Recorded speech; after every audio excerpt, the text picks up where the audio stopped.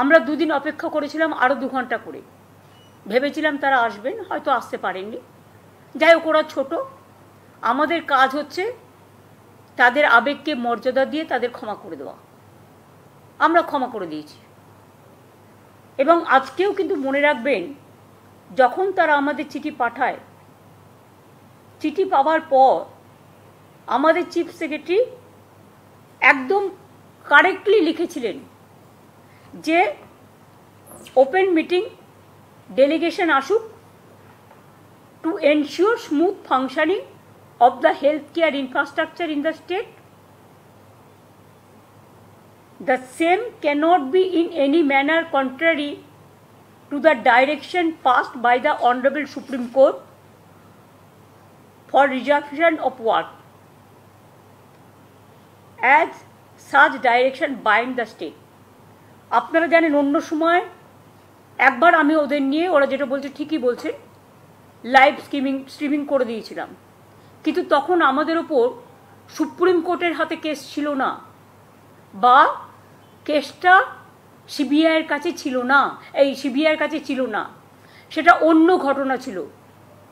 এখানে আমাদের মনে রাখতে হবে, আমরা রেকর্ডিং করবার সিস্টেম করেছিলাম, সেটা চিঠিতে লিখে দিয়েছিলাম যে মিটিংটা যখন হবে সবটাই রেকর্ডেড হবে, স্বচ্ছতা মানবার জন্য এবং sanctity of the proceedings, ensuring that all discussions are actually accurately documented. আমরা 3টে ভিডিও ক্যামেরা রেখে দিয়েছিলাম এবং তারা যদি চাইতো আমরা শেয়ার করতেও তখন পারতাম, সুপ্রিম কোর্টের পারমিশন নিয়ে। কিন্তু ভিডিওতে টোটালটাই রেকর্ডিং করার ব্যবস্থা হয়েছিল। ডাইরেক্ট সুপ্রিম কোর্ট যেটা লাইভ টেলিকাস্ট করতে পারে, আমরা পারি না। তার কারণ হচ্ছে it is not the judiciary. আর যখন একটা বিচারের ব্যবস্থা, highest supreme court, highest judiciary, সেখানে কেস চলছে, কেস বিচারাধীন, এবং কেসটা সিবিআই দেখছেন, আপনারা জানেন তারা লাইভ করতে পারেন, কিন্তু মিডিয়া পর্যন্ত মিডিয়া ট্রায়াল করতে পারে না, সেফটি, সিকিউরিটি এবং কেসের ব্যাপারে আলোচনা করতে পারে না। এমনি আলোচনা করতে পারে, কিন্তু যে ইনভেস্টিগেশন হচ্ছে, ইনভেস্টিগেশন সম্বন্ধে আলোচনা করতে পারে না। এটা বিচারের রায় আছে। যেহেতু কেসটা এখনো বিচারাধীন আছে এবং আগামী 17 তারিখে সিদ্ধান্ত নেওয়ার দিন আছে, তাই আমরা সুপ্রিম কোর্টের আদেশ মেনেই আমরা ভেতরে ভিডিও করবার ব্যবস্থা করেছিলাম, যাতে টোটালটাই প্রিজার্ভ থাকে। দরকার হলে আমরা এটা তাদেরও দিতে পারতাম, কোর্ট চাইলে কোর্টকেও দিতে পারতাম। আমরা ভেবেছিলাম যে আমরা 5:45-এর মধ্যে ডেলিগেটসদের আসতে বলেছিলাম, 4:45, যদিও তারা অনেকটা দেরি করে এসেছিলেন, তাতেও আমরা কিছু মাইন্ড করিনি।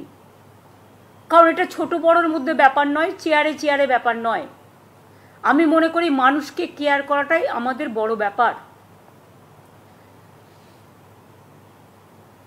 আমি আজকে প্রেস করতে গিয়ে প্রথমেই বলবো, আমি যেটা ঠিক করেছিলাম, নির্যাতিত তিলোত্তমার ব্যাপারে আমরা একটা শোকপ্রস্তাব নিতাম। আজকে সীতারাম ইয়েচুরিও মারা গেছেন, সেখানেও আমরা একটা 1 মিনিট কন্ডোলেন্স করতে পারতাম। আমরা 2 ঘন্টা ওয়েট করার পর, 2 ঘন্টা 5-10 মিনিট, 3 দিন সমানে অপেক্ষা করছি। আমি জানি বাংলার মানুষের একটা আবেগ আছে, বাংলার মানুষের প্রথম থেকেই সহানুভূতি আছেন, নির্যাতিতা বিচার পাক তার জন্য, তার পরিবার বিচার পাক তার জন্য। এবং আমি নিজেও মিছিল করেছি, আপনারা দেখেছেন। আমরা সবাই তাদের পরিবারের সাথে একমত, সিবিআই তাড়াতাড়ি বিচারটা করুক।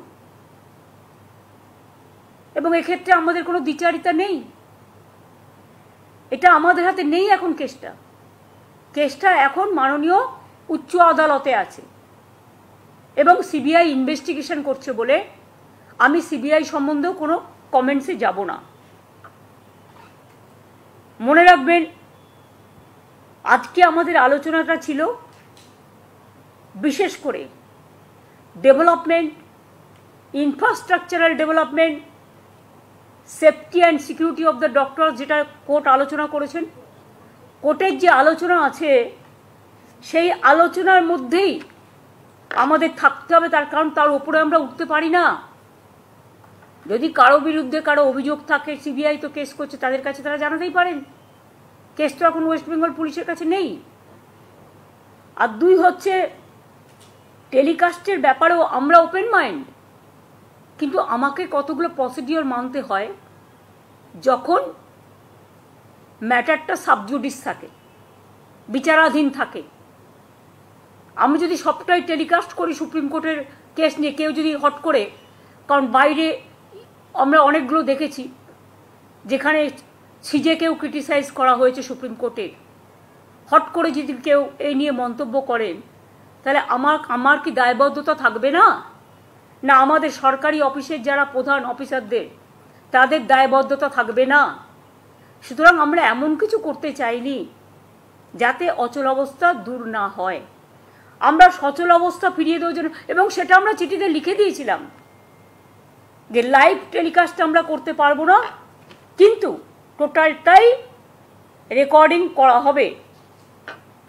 আপনারা জানেন আমরা খোলা মন নিয়ে আলোচনা করতে চেয়েছিলাম, তারা তাদের মতো যে কোনো ইস্যু ঘরের ভেতর তুলতেই পারতেন, এবং তারপরে গিয়ে তারা প্রেসকে ব্রিফ করতেও পারতেন।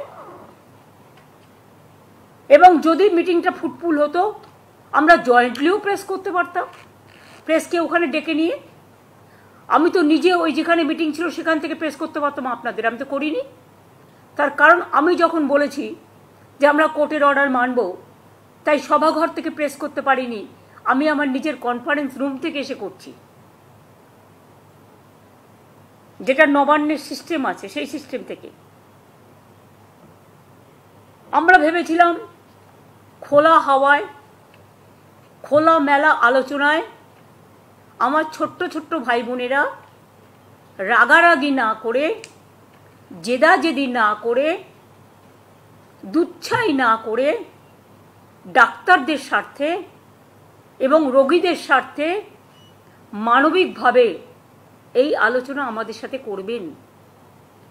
আমি এখনো বলছি, তারা যে 2 ঘন্টা আসেননি, আমি তাতেও কোনো অ্যাকশন নেব না তাদের বিরুদ্ধে, কারণ আমি মনে করি আমরা বড়, ছোটদের ক্ষমা করে দেওয়াই আমাদের চিরকাল নিয়ম। এটা সৌজন্য, এই সৌজন্যতা আমরা অবলম্বন করব। এবং তারা আমরা বলেছিলাম চিঠিতে যে আপনারা 15 জন আসবেন, সিএস লিখেছিলেন, তারপরেও তারা 34 জন এসছেন। তাও আমরা কাউকে আটকাইনি, আমরা সবাইকে অ্যালাউ করেছিলাম, কিন্তু তারা সভাঘরে ঢুকলেনই না। কেন ঢুকলেন না আমি জানি না, বাট যে কারণে তারা ঢুকলেন না সেই কারণটা তো তারা প্রেসকে ব্রিফ করতে পারতেন আফটার মিটিংও, যদি তাদের পছন্দ না হতো। কিন্তু আমাদের 2 ঘন্টা ধরে রেগুলার অপেক্ষা করি, 2 ঘন্টা 2.5 ঘন্টা, আমাদেরও তো কাজকর্ম আছে। আমি নিজে টেলিফোন পর্যন্ত ইউজ করিনি 2-2.5 ঘন্টা। যদি কোনো সিরিয়াস ইনসিডেন্ট হয়, আমি যেহেতু সবাইকে বলেছি এই ফোনে, এখানে ফোন আনবেন না, আমি নিজেও নিয়ে যাইনি। এবং আজকে আপনারা ভাবুন, যদি কোনো এমার্জেন্সি সিচুয়েশন হয়, আমার কাছে মেসেজ আসতে পারতো, চিফ সেক্রেটারির কাছে পারতো, ডিজির কাছে পারতো, হোম সেক্রেটারির কাছে পারতো। তা সত্ত্বেও আমরা ইভেন ওদের যাতে অসুবিধে না হয়, ওদের সাহায্য করার জন্য আমি হেলথ ডিপার্টমেন্টের, আমি আর চন্দ্রিমা ছাড়া আমি কাউকে এখানে ডাকিনি। আমার ডাকা উচিত ছিল অফিসারদের,